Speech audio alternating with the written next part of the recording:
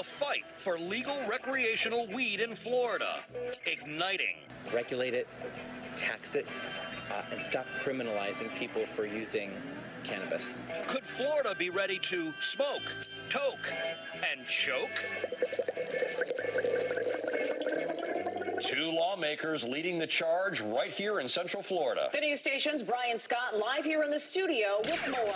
Brian. Well, we've told you about the petition circulating the state. Well, now there are two Central Florida lawmakers with bills to get it done at the state capitol. Legal weed for adults, no prescription necessary.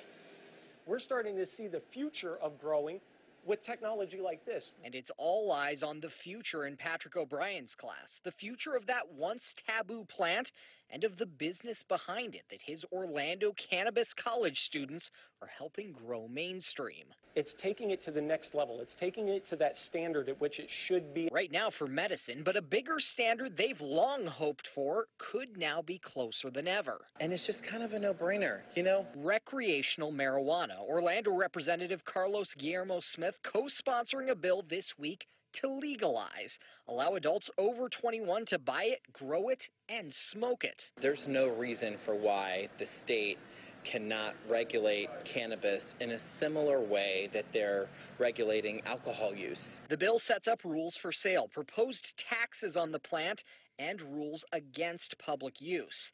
While another Orange County legislator, we're moving toward legalization. Senator Randolph Bracey, also creating a path.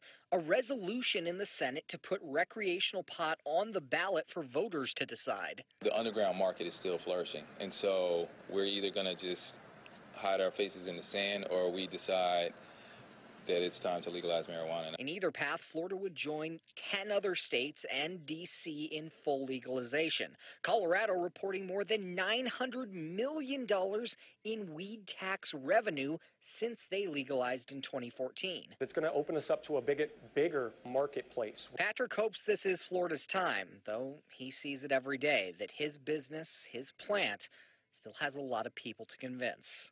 It's going to take the voters.